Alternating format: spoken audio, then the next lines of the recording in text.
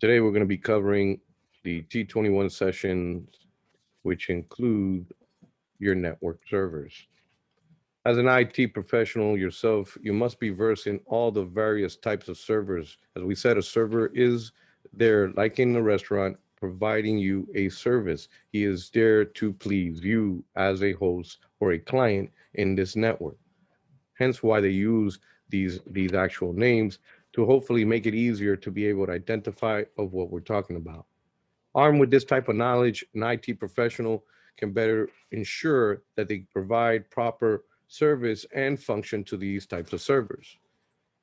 We have various of servers, as I stated. We're going to only cover a few in this one. We're not going to go into all of them per se. Overall, we're going to learn the server roles, internet appliances, and legacy embedded systems. Our ultimate goal is by the end of this session to be able to distinguish between the different server types in the network, explain how the IT professional might use this knowledge of network servers to support the clients, and obviously describe the role of the network security appliances and the common safety procedures associated with them. We need to understand there is obviously servers out there that are not dedicated servers. Dedicated versus non-dedicated means is that it is dedicated to doing only one job. That is his job. He does nothing else. If he is a DNS server, he should be a dedicated server. For instance, in the large companies in the Fortune 500, that is obviously a must. But for your little small mom and pops, you're not going to see that. So you'll probably maybe see a mixture of plenty of these servers, which we consider then a non-dedicated server, since it's dedicated to actually do multiple jobs at one time.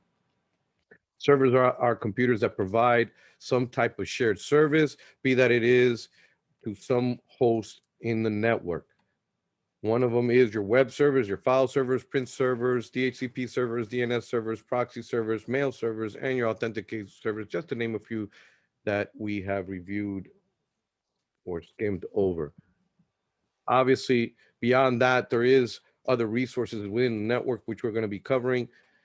These roles that you can assign these servers by installing software specifically to it that are network appliances that dedicate and perform security functions. In these cases, they obviously should be hardware based versus software based. Usually, if you have a hardware based network appliance, it is obviously dedicated to do this job versus a actual host or software base to be able to do these jobs. What are those? As we mentioned before, firewalls. We can actually have a hardware that's going to go and do this that has itself dedicated to do that, or you could actually install it on your computer as a host-based firewall, which Windows calls that nowadays Windows Defender, and I find that as a cute name because I can still bet my bottom dollar that Windows doesn't do a good job in security, but that's just me. You have your UTMs, which is your Unified Threat Management. I always forget these names. IDS is the Intrusion Detection System, keyword detection. You have your IPS, which is your intrusion prevention or yeah, prevention system.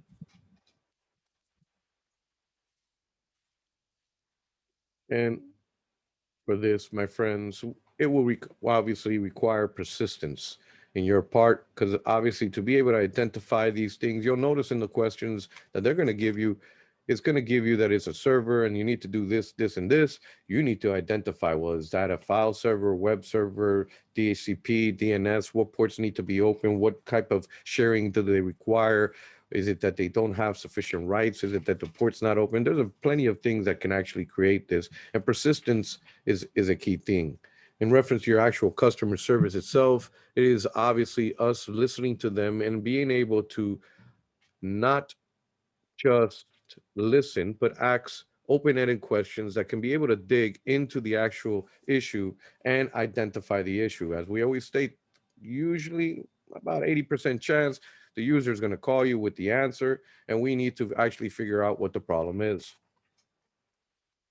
Any questions or doubts?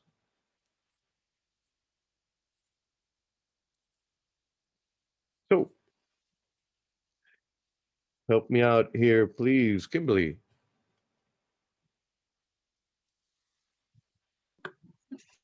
A computer technician is a professional who repairs and maintains computers, networks, and servers. The technician's responsibility with servers may include building or configuring new hardware, installing and updating software packages, and connecting to networks. Understanding different server roles is the first step in order to later configure and manage servers in more senior positions. Thank you. So overall, we need to understand the majority of times, specifically inside these Fortune 500s, they will have documentation exactly step by step what needs to be done. We need to understand how to actually use those tools to configure. As we saw in the lab yesterday, we needed to understand what the user needed as an alternative IP. With that type of knowledge, now we should hopefully know how to actually auto assign a DHCP and create an alternate IP. We could even get sophisticated enough that if we know that that one is going to be in two static IP networks, that we could actually play around and add various cards as we saw yesterday. Any questions or doubts in reference to overall, at least as a first level technicians, on the expectations of being able to run software, install software, and to be able to actually follow the instructions to be able to configure these, and obviously learn to be able to get senior roles and hopefully understand in the key concepts of the configurations.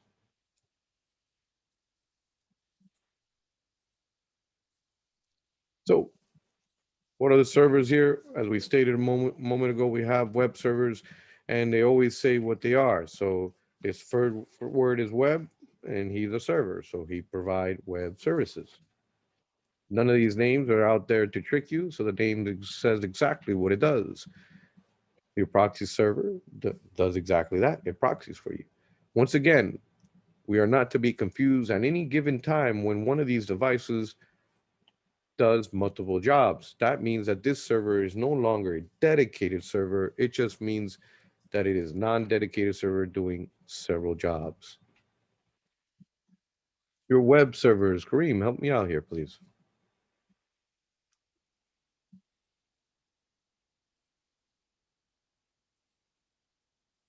Web servers purpose response to requests being made by a browser running on a workstation using some very standard protocols. HTML, HTML5 to do this. The browsers use HTTP or HTTPS as its transfer mechanism. Location can be contained within a network and are available only within the network called an intranet server. Or they can be connected to the internet where they can be reached from anywhere. Common functions to provide access to information for users connecting to the server using a web browser, to store web pages on the server, either statically or dynamically. Thank you. Any questions on the purpose of a web server? Hopefully, all of us understand we use those daily, right? Any www dot www dot anything, right?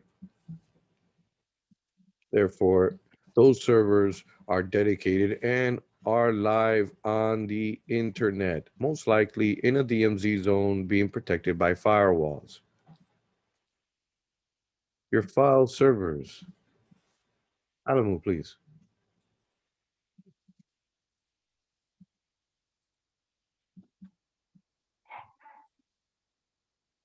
Sorry, did you call my name, Alam? Yes, Oh, please. file servers.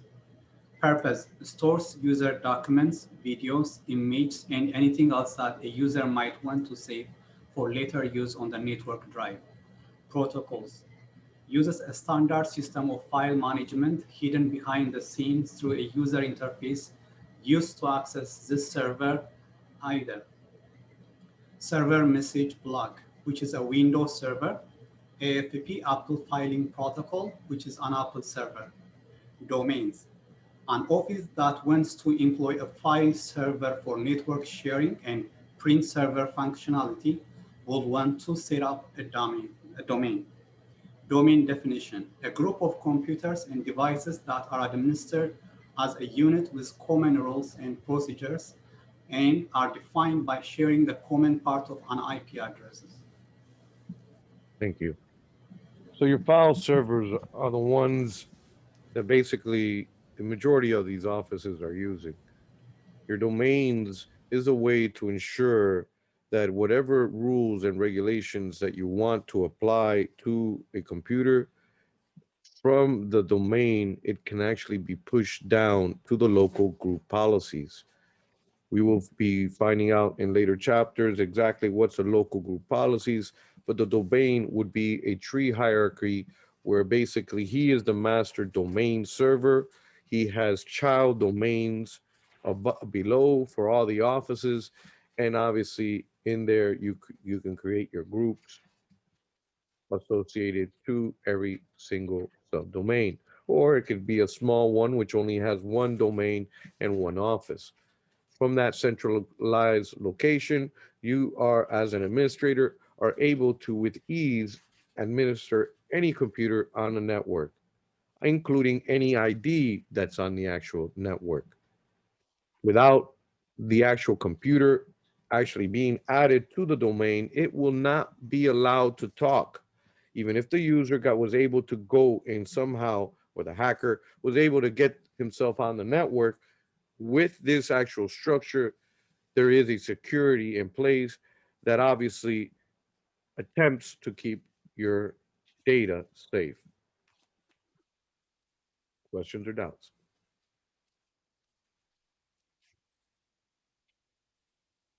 His job is to share files, which includes obviously documents, zip files, images, anything you like, anything you can put in your hard drive. His purpose is to obviously remotely save those files. Number 3. Help me out here, Joseph, please. Okay, print servers, kind of the bane of my existence with UPS, but okay. A dedicated computer or software inside a computer used to manage one printer or multiple printers. It provides the spooler service to the printers. Many enterprise printers come with a built-in print server, which makes using a dedicated machine for the role unnecessary. Connections: server might be connected to a computer, then added as a network device. The network adapter and the use of software is built into the printer through an adapter card. Protocols: print server use standard printing protocols, SMB, server message block, IPP, internet printing protocol, and LPD, line printer daemon. Thank you. So overall, these print servers are tricky, especially in these questions. As I mentioned there, it can actually be inside the printer. Now, we could obviously just let the printer do it. In a actual large company, that is not beneficial because of the fact that now every time something happens, if I replace the printer or if there's problems with the printer, I have to somehow remember an ID and password that somebody created and most likely wasn't the same password, and I can't get into that printer. If I add this printer to the actual domain and it's on a print server, now I can control it from one centralized location, all printers on the network, including the capabilities to being able to ensure that everyone has the printer that is certified by the company. Because of the fact that sometimes some of these printers and or the Windows operating system is tweaked. It's not a street Windows. Therefore, whatever it is that is getting, it must be certified by these Fortune 500s to allow you to use that actual print driver. You can actually install it now into these printers, into these print servers. And on these print servers, you could have every single driver necessary for one printer. What does that mean? You're gone crazy? No. Windows 10, 32-bit, 64. Windows 8, 32-bit, 64. Windows 7, 32, 64, all on one server. He only needs most likely one driver for himself. But the moment that anyone or any computer comes into the network and decides to connect to this print server, it will give him the drivers and everything necessary to configure that printer without IT intervention. Questions or doubts on a print server, dedicated server versus obviously the little built-in print server? That's a GUI little web app that it usually comes with. So you can actually see the queue just like you can on a Windows or an Apple server. You'll be able to see the queue there. It has its own GUI representation, including page count and or other details like if it has enough ink or not. Questions or doubts?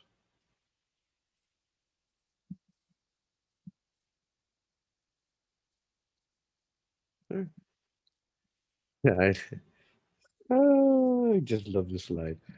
Your DHPC or apparently server. All right, I know it's DHCP, guys. DHCP. Sorry, I don't know who did this little typo. Let's see who can help me with this one. Chris, please. Okay, DHCP servers. Purpose. Servers used to automate the process of providing IP configuration to devices in the network. These servers respond to broadcast-based requests for an IP configuration from internal network devices.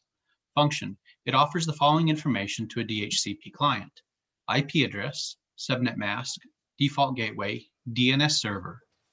DHCP servers are used in multiple environments. Enterprise. Enterprise DHCP should be running redundant on central servers due to running more than one DHCP server. Home. Home and wireless routers typically run a DHCP service inside of that device to give all of the home devices IP addresses. Thank you. So as we see here, there is, again, for enterprise and a home edition, obviously nobody's going to go and buy themselves a dedicated server at home for DHCP. That'll be ridiculous. You're going to waste so much, thousands of dollars just for that. Therefore, there is a device, which we covered yesterday, which is a Soho router, which has this built in usually in it to be able to facilitate the process. Now, as for your actual Fortune 500 companies, those that have dedicated routers that are actually configured, those sophisticated routers do not provide DHCP. Those routers are dedicated machines to do exactly that. Therefore, they usually have what they call an IP helper. This IP helper is equivalent to saying, this is your DHCP guy. 9 out of 10 times, depending on how large that facility, the Active Directory server inside that building or a dedicated DHCP server, if it's large enough, will be inside that building to be able to facilitate the process while that IP helper is still there configured on that router. I said, Diego, but that guy's there. Yes, but what happens when he goes down? Hence, your IP helper should be configured on that given router to be able to facilitate the process. And now that packet goes out via the actual router to request for you an IP. The DHCP server that's dedicated in the building is obviously communicating to the entire farm, and the lease information is being passed on to every DHCP server. They all talk to each other. Questions or doubts? So just to make sure I understood that right. So in that type of setup, the router uses the IP helper to kind of be a relay for the DHCP server. So it'll kind of get that information and it basically, send it. he knows who's the DHCP server. He knows who's the external DHCP server. The configuration, at least the term within Cisco, when I used to be configuring them, it always was called the IP helper because he's not really the DHCP server of that building. The real DHCP server is inside the building. But the moment that that server stops to respond, the router now will route that packet to the other server to ensure, obviously, that DHCP continues. In other words, he needs to know who the DNS server is. So you're configuring technically who the DNS server is for him, so that when DHCP server, if no DHCP server is responding, he automatically knows who to give it to, since he can't do the job himself. Got it. Thanks. No problem. I was about to draw a picture, but that never helps because my Picasso drawings. All right. Colored pencil. Any other questions or doubts on either a dedicated DHCP server on an enterprise versus the home? And how to set them up.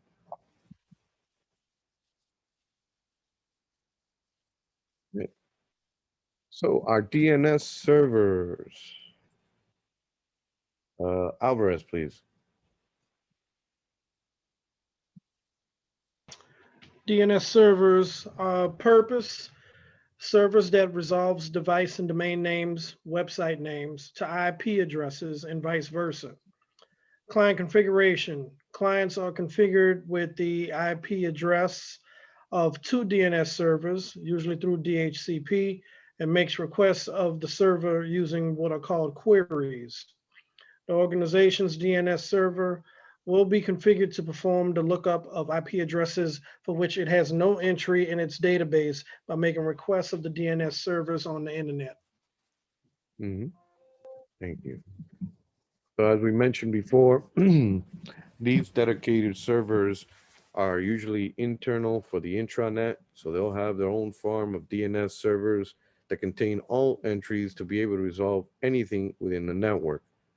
At the same time, if they're unable to resolve because they don't have the entry at that given time, they have the authority to go out to the internet and request in your behalf that information.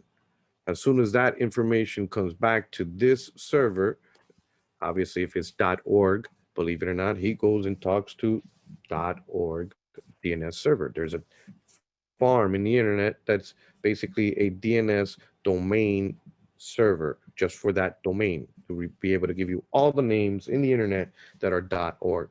Same thing with .com, same thing .tv. As you can get my point, I can get facetious, but .cr, .ca, all countries have their own DNS server. As soon as he, the one that you just asked for, gets this information, no longer does he need to request that information. It gets replicated across the whole farm. Now that the whole farm has the information, whenever anyone in the company asks for this information and they query the information to the DNS server, it will give them the entry. Obviously, all of this information continues to sync. And before my ice cream truck gets away from me, we'll take a 5-minute break.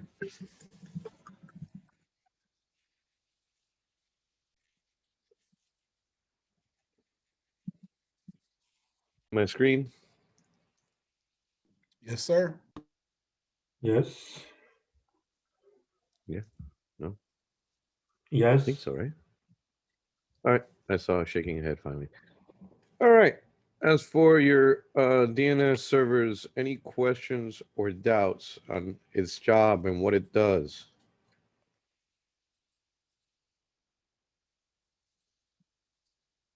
Everyone understands? Perfect. 1, 2, 3. So, Faison, what exactly does it do?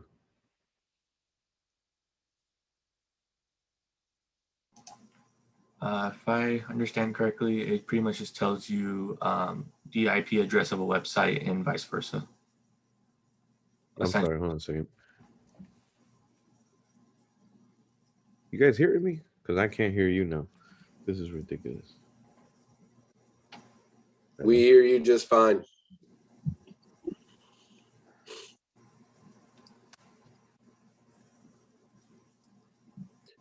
You the IP address and where it's coming from.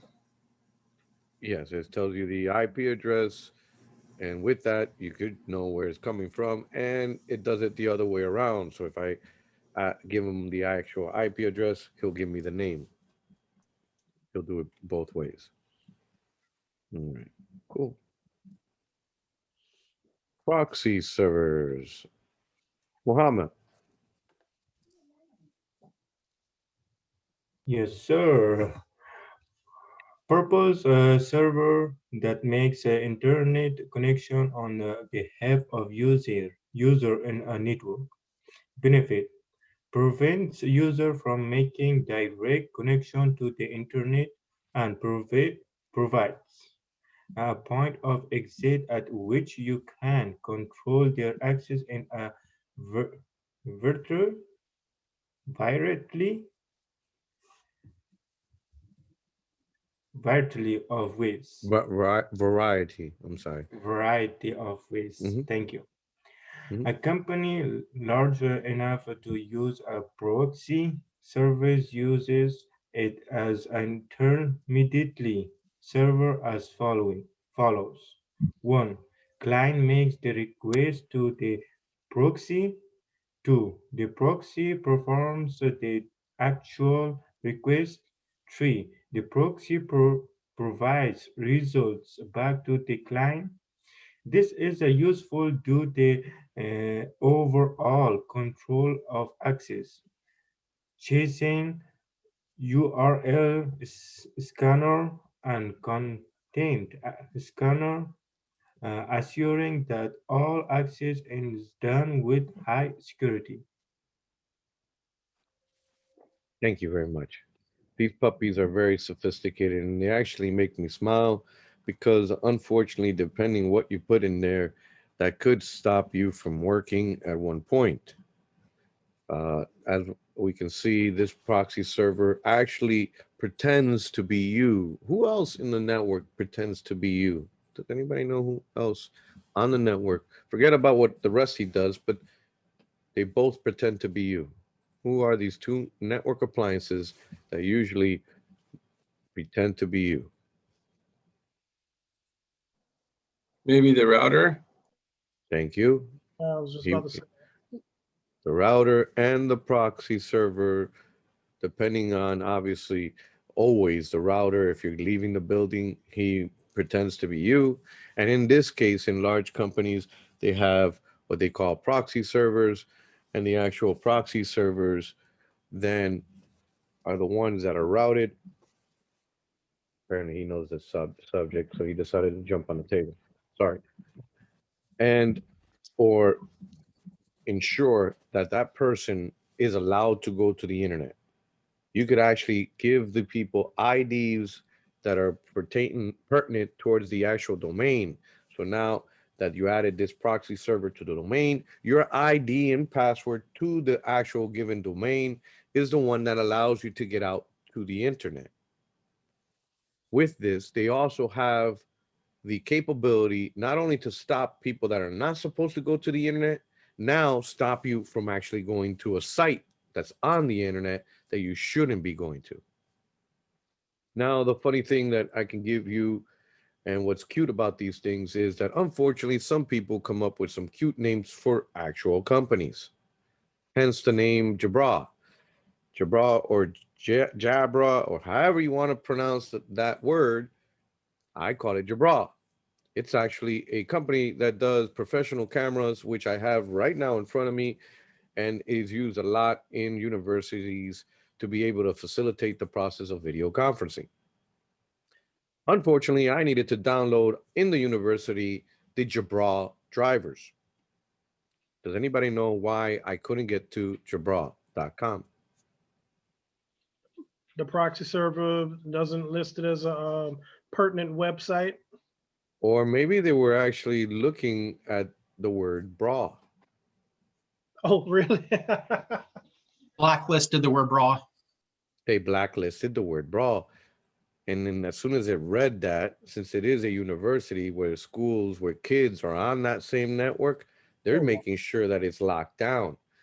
You should have seen my face at first. I was like, I was baffled. I was like, wow, this is down. Then I went to my phone. I go, no, it's up. Like, what the? Wait, how do you Then spell Jabra? Is J-A-B? Jabra. No, that's the same reason people get blocked on emails in big companies using words like that. Yeah. I can see I maybe think a literal I might have word brought this up earlier. in the word. Yeah, I that's the only thing that can be stopping me because the internet was allowing me. And the reason I knew it wasn't the computer that wasn't allowing me was that it had a Wi-Fi card and I disconnected the physical network cable and I shared my mobile hotspot and boom, Jabra.com was up. The same thing happened, I think, with YouTube and Google, where they were trying to stop people looking up for firearms and stuff like that. And you couldn't look up Gundam Wing, which is an anime. It's obviously we need to be careful when we come figuring these things. Make sure exactly what we're asking for because the computer will not assume. It will do exactly what you asked. So you're saying Diego is too smart for his own self is actually dumb. It's so smart it's dumb. Well, most likely they programmed asterisk, asterisk, bra, asterisk. Anything that either starts or contains the word bra or it's in the middle was probably what was on the actual list. So since it contained the word bra, it was not allowed. You mean like the proxy exceptions, right? Yeah. I'm pretty sure you're used to those, Joseph, especially if we were going to certain sites to do certain things. Unfortunately, if it once again, it most likely didn't even have any word that was not defined in there, but there was not a proxy exception to allow you to go to that site. You could actually do that too. You could actually create a white list instead of a black list. That is very difficult because of the fact that the moment that you create a white list, you must say every single domain that is allowed. That's how sophisticated whitelist is because the last rule will, like any other ACL or any other configuration that you're doing with security in like the proxy, your firewall, your routers, if it's not on the list, then it's not going to happen. The last thing says implicit deny. No matter what, the last rule is always implicit deny, unless if you wrote the last written rule implicit allow all. Now, why did we just say that, Diego? Because if you created a blacklist, now the blacklist says exactly what cannot be done. Therefore, since you just wasted about 5 hours saying what can't be done, if you don't write that everything else can be done as the last statement, it's not going to allow anything else anyway. So you got to say allow everything else. And all that information is reported on the server too. So it's not useful trying to defeat that mechanism. One of my duties that was just kind of my sole duty in ICS with UPS was to uninstall games on computers like, WoW and EverQuest and Final Fantasy. And there was a technician in our office that downloaded WoW because he had the ability, and he didn't last very much after they got involved with his manager and they had me try to uninstall it.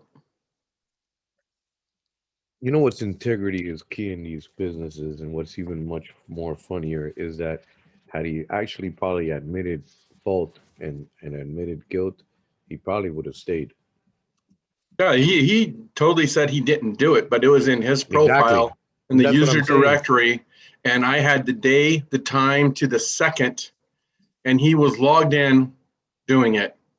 Because there's other tools like the remote access tool to figure out, and what these guys probably haven't used, some of you guys might have, is a tool called Splunk, where you can take a guy's Active Directory and see everything he's done with it for say 30 days. Correct. Now the major Splunking. Okay. Major issue there was that he actually then lied.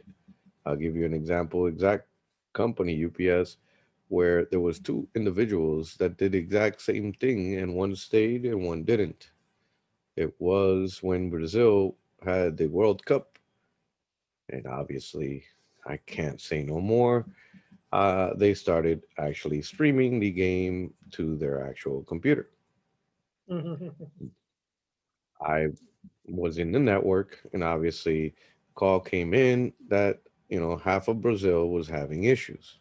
Because we had circuits. See, we had a main pipe that goes into these countries. We cannot waste so much or spend so much money for every single site in that country to be able to access UPS. Therefore, it was usually routed through a main pipe, which would be most likely the actual region or the district office. So that one is the one that actually had connect. So these two people were in the main site streaming the game for hours until obviously we have sophisticated ways in a network, which we had Concord and at that time, which created a packet sniffer just like Wireshark. And I created a system that you can inject a file and it'll tell you. We didn't have the latest and greatest as we had now after that, but we had to actually decipher what was going on. From there, we were able to see, obviously, like a little graphical thing representation, like if it was a dead man going like that, straight across. That, my friends, in network, we call streaming because of the fact that it is keeping a constant. If you're downloading, you'll see a spike going up and down. It looks like a heartbeat almost, just as a joke. Compared to streaming, you're just flatlining, going straight across because you're streaming. We had the IP, all the information, and even screenshots of what's going on. Yeah, it's interesting.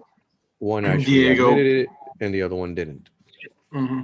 It's interesting because remember you were talking about QoS, quality of service. Do you know about the NetQoS tool? Yeah, that didn't exist back then. No, I remember that. That's IBM routers. We were still using IBM routers at that time. Yeah, but I remember NetQoS. Yeah, we always had people in those sites, and it's not because they weren't doing what they're supposed to do. It's just because switches weren't big enough to handle the bandwidth that they were using. Like every single person had their email open, right? So, yeah, that's why QoS was born. Yeah, to ensure that obviously email, which is a bandwidth hogger, doesn't eat up all the bandwidth. Because what was even cuter is that the moment that somebody sent out an email to almost everybody and their mom replied to all. And that, my friends, was mayhem. Just imagine some of these circuits maybe were T1, the majority were 64K. Yeah, as I said, 64 kilobits per second. Equivalent to a modem. Right. Mail servers. Please help me out, Marcus.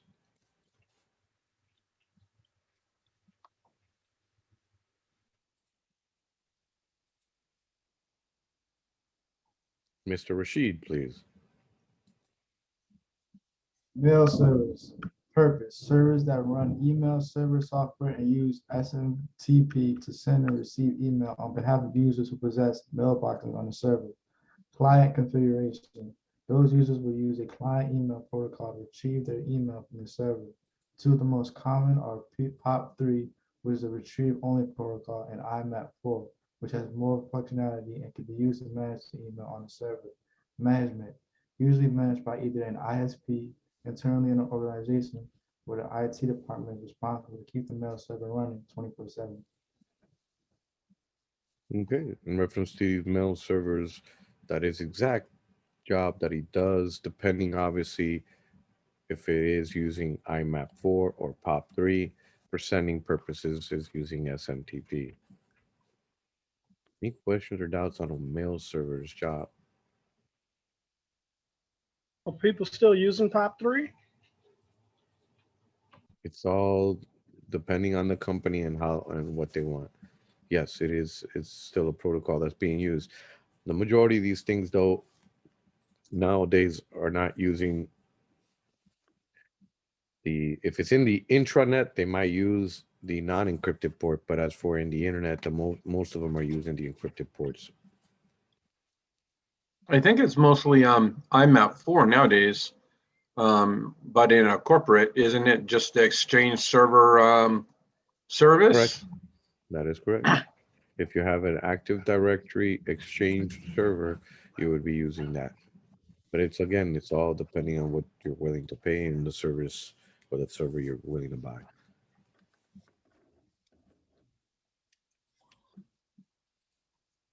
Any other questions or doubts? Right. Authentication servers. Jose, please.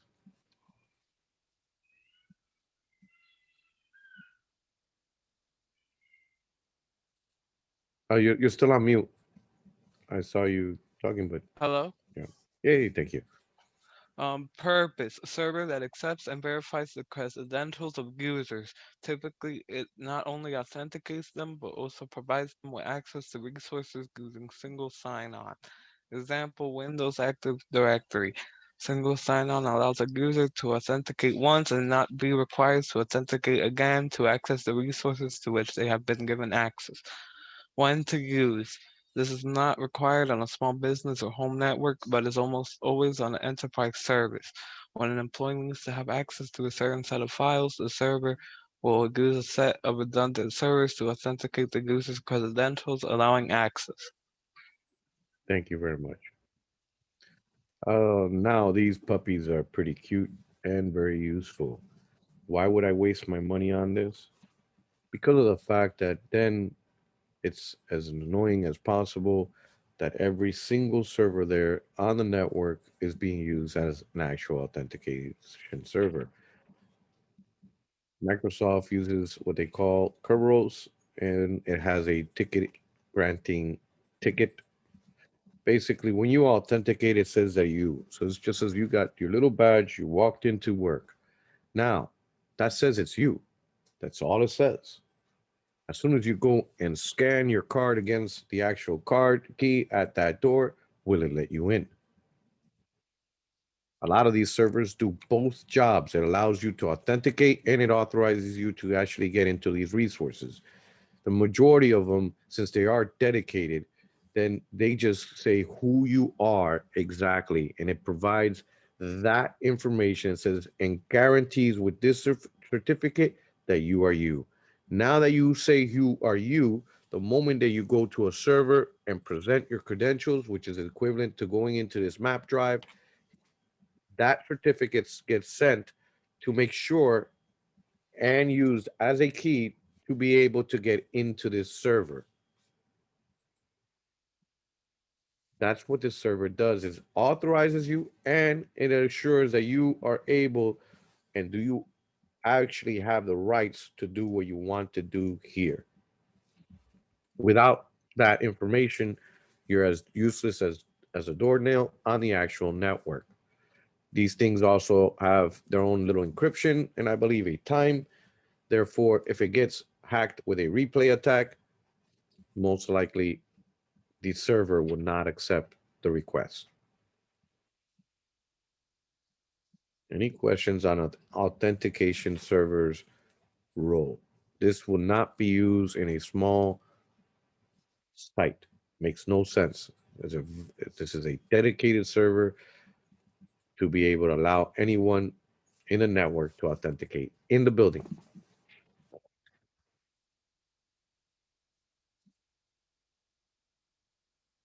A Any lot other of questions? doctors, I realized, like this particular service. We had to set it up for all of our radiologists because when they sign in, they didn't want to have to remember passwords for so many different ones. So they used a single sign-on. And don't let it not work. Let it, well, that's awful English. Let it not work.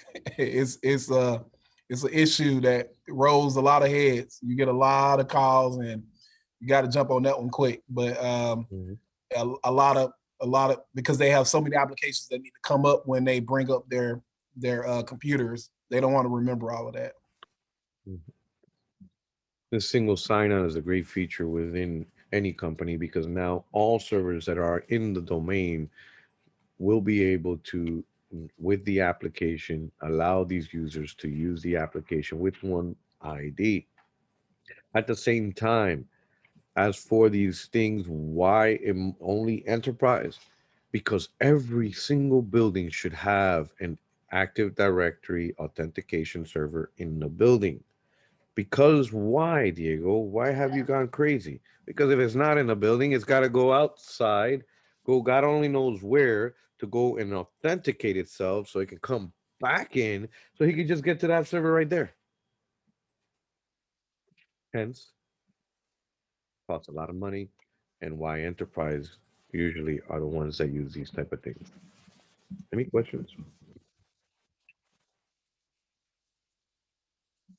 You'll see this type of latencies and issues, specifically in Latin America, as I mentioned before, where there's only a pipeline coming into this country. So now, guess where they went and put that server? Not in the remote sites, only in the main site of that given country. Therefore, every given remote site, or unless if they have a major hub, would actually get an authentication server. If the network went down, some of them were only able to log on with cache, and hopefully their actual password hasn't actually expired. Any questions or doubts on his job, what he does? All right.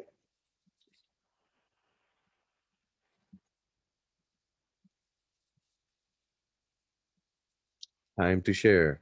How many types of servers are there?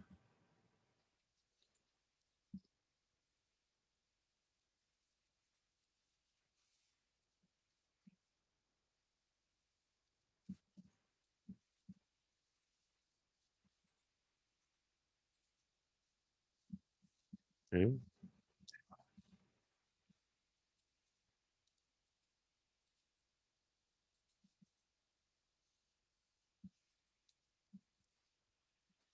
You can name anyone. You just double click into the thing. I believe you could click on little post-it notes and create your own. You go hi here and hit save. Have I lost everybody?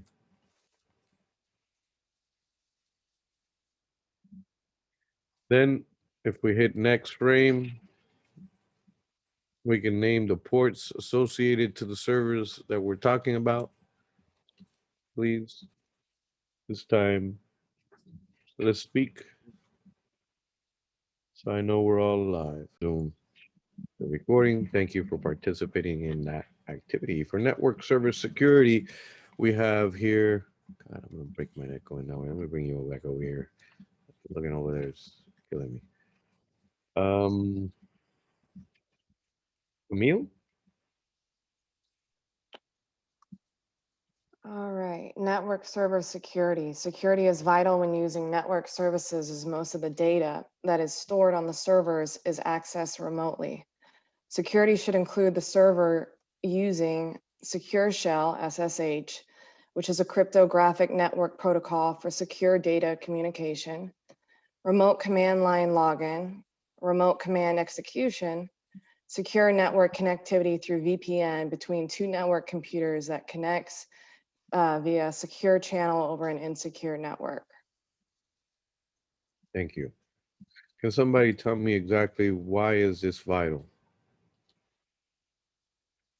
That I have, for instance, SSH instead of just using Telnet, which obviously it's the same thing.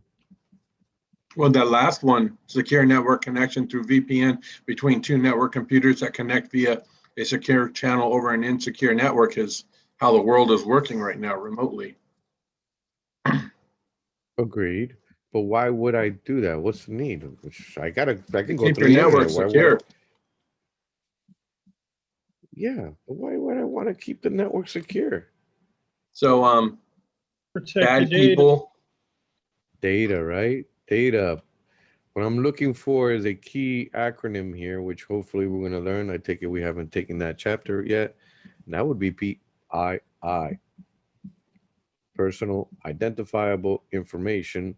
And in the health one, I believe is PHI and some other acronyms out there. The most critical one is obviously PII, people's social security numbers, their addresses, their places where they have lived before, their phone number, credit card numbers, plenty of information that is going across the internet.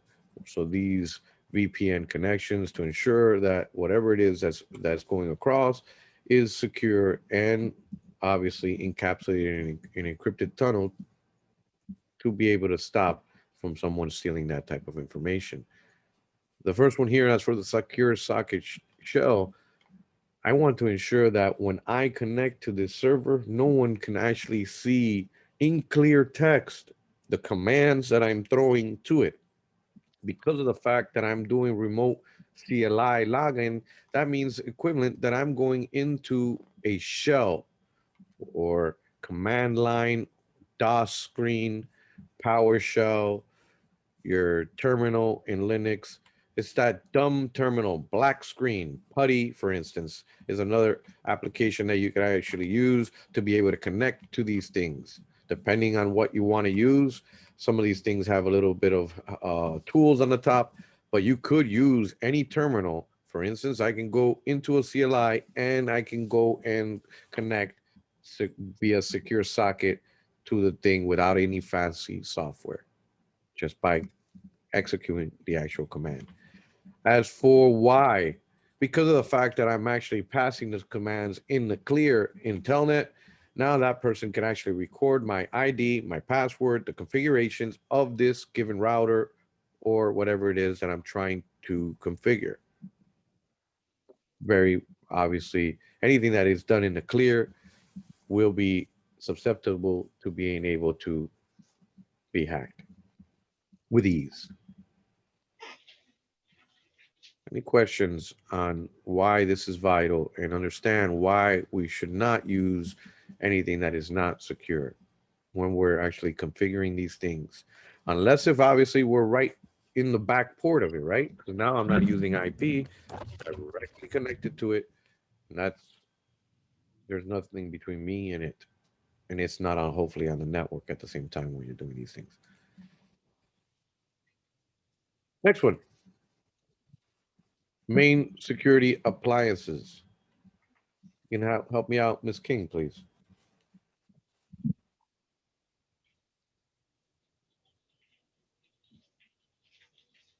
Many of the exports that come into work environment are coming across a network, especially from internet. That is the reason to have special devices to look for these types of exploits. The most common network security appliances are firewall, intrusion detection system, intrusion prevention system, and UTM. Thank you. As for your firewall, we have mentioned that one several times. All these devices, I believe all of them can be software and hardware at the same time. I haven't really seen well, yeah, UTM when you buy those softwares like the malwares that have all that extra stuff in it, that would be considered a UTM kind of software. What are those things? We'll get into them in detail now. You can please help me with this one, David.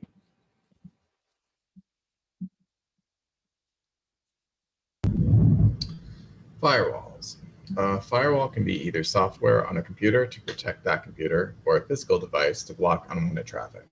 Software firewall is a firewall. A large corporation might use a software firewall called a corporate firewall installed on a specific device between internet and the internal domain network. Hardware firewall can be multiple interfaces allowing varying levels of security, which is better than software. A router is commonly used as a firewall if it has the features to do so. Firewalls protect the network in one of two ways. Packet filtering firewall to inspect traffic based solely on a packet's header using ACL rules. Stateful firewall allows traffic originated from inside the network and blocks traffic originated on internet.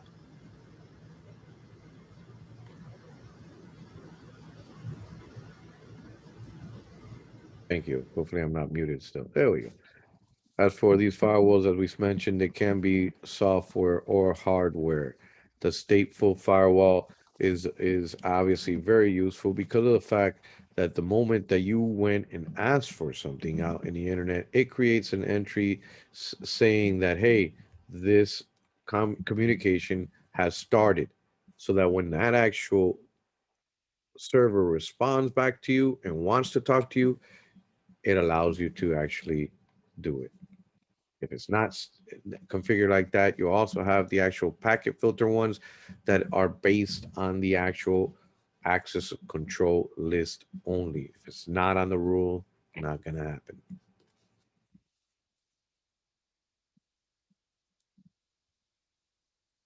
Questions?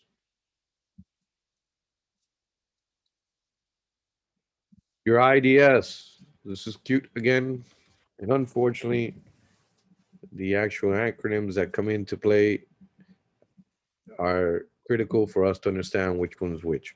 There's an IDS and there's an IPS. Both of them do almost the exact same job, but not as good as one as the other one. As we said, an IDS, it detects. All it does, he reports and says, hey, just to let you know, bro, this guy's looking suspicious.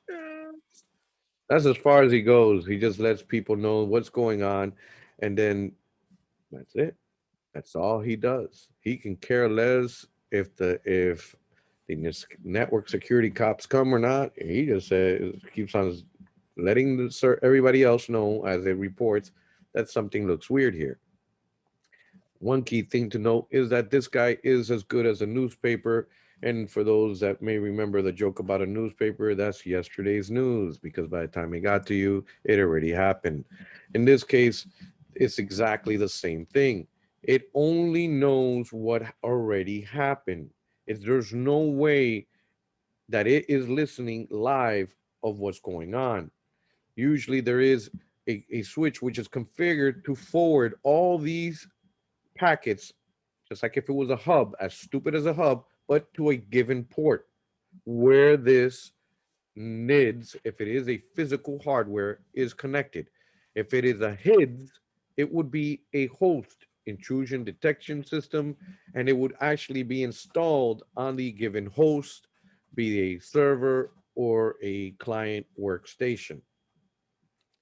Once again, it only detects, doesn't matter if it's a NIDS or if it is a HIDS, he only detects and reports based on whatever they put it has as rules to say, hey, there's something weird here. Because you can actually fine tune it, because they call false positives and there's also false negatives. You can obviously fine tune these devices to ensure that they're reporting correctly. Some of them are actually learning, and there is some more sophisticated ones which have heuristic learning and allow them to actually learn and say, hey, this has never happened here before. Let you know it's happening now. As for somebody that may be able to help you and doesn't look like the newspaper guy in the corners and letting you know what just happened yesterday, they invented the IPS. The intrusion prevention system actually does a full scan of the malicious activity on the network, but instead of actually just saying, hey, this guy is doing something, he says, that's as far as you go. No further. The law must be on here. Never mind. Sorry, Star Trek. Either which way, the IPS will stop it. It will not allow it. He can care less if you said that you came from so-and-so. This is not allowed here. You will not be able to do it. And this device must be in line, just like a firewall.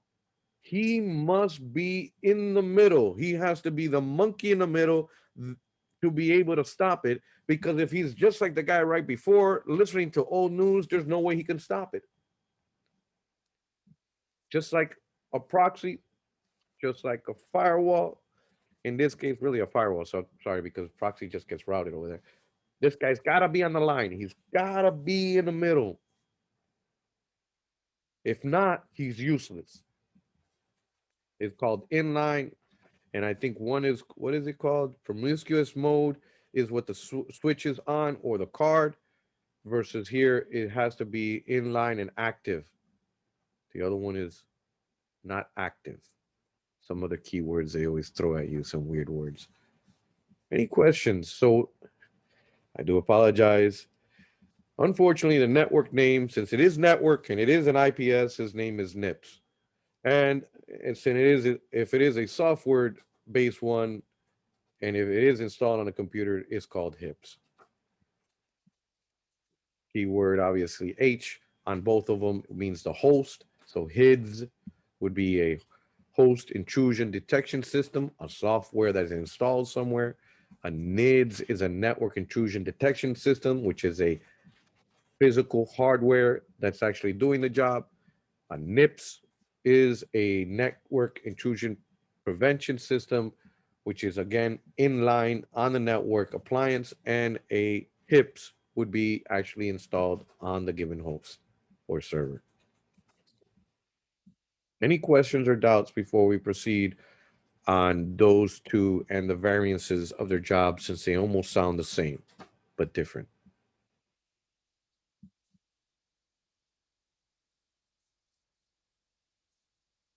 The key thing here is just to remember the N is for the network or the appliance that's on the network, and the H means the host or the software that's installed on the computer or server. All right. Now, my friend, for those that don't have the money to be able to throw it out the window, in this case, they created the UTM. Unified Threat Management does exactly that. He'll be able to do all encompass what you have here, and some of them can actually do much more.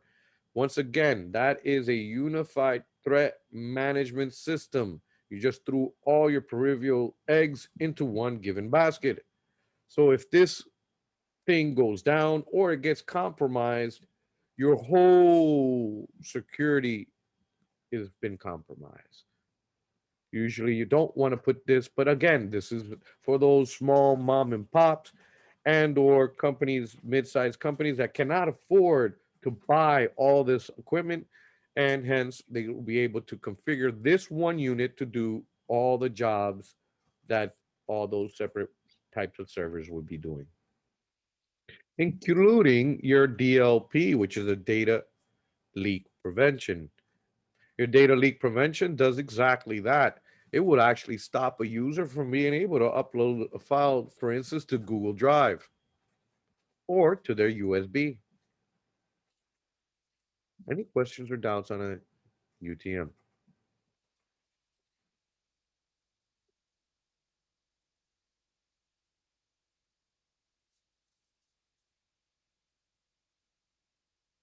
So what's the difference between the antivirus and the anti-spam? It's not.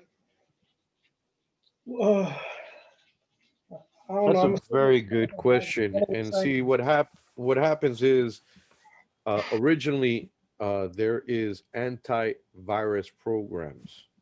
Then there came out anti-spyware or anti-spamware or anti-adware programs. So instead of having all those different types, eventually there is one that for those enterprise servers or the ones that want to buy the one that has everything, and it's called anti-malware. What they're here, what this gateway antivirus does is he actually is a network appliance that has definitions of viruses and stops viruses on the network from getting to the host. The other one stops spams from getting to the host. So the email came into the email server, and hopefully that spam or anti-spam server will stop the email from actually getting to the host. So each one does a different job.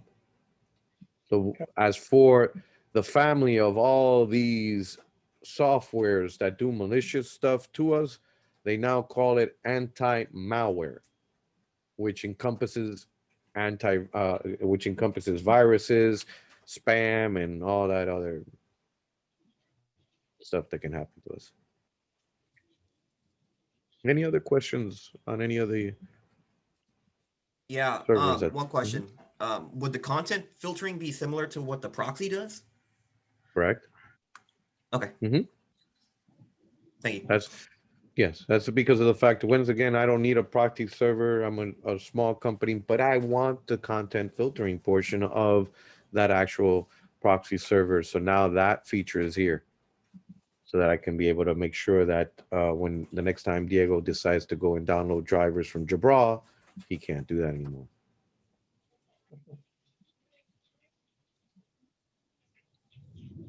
Any other questions on any of these servers here?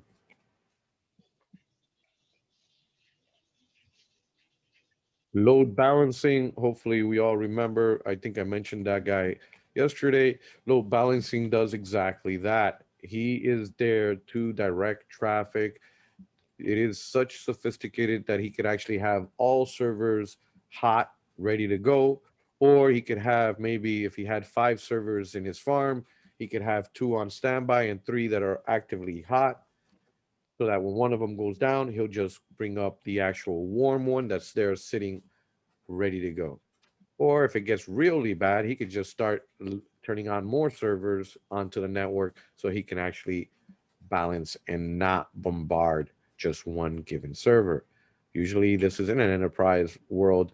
You would have a load balancer by himself. Once again, this is a small company, and now this device gives them that opportunity to be able to do that.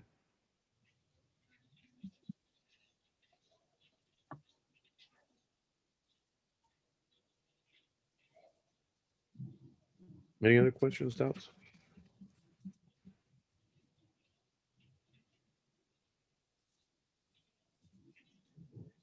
All right.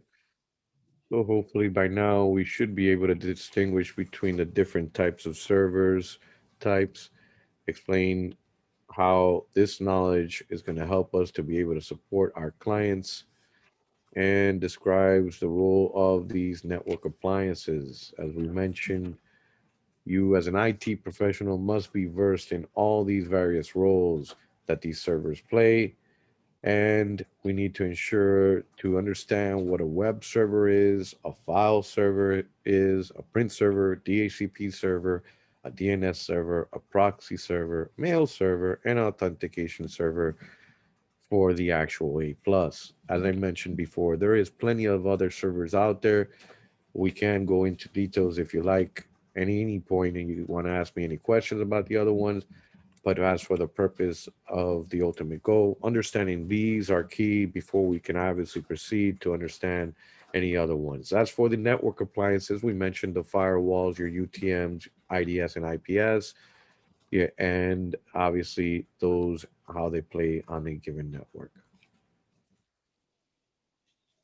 If there's no questions, I'll stop the recording here.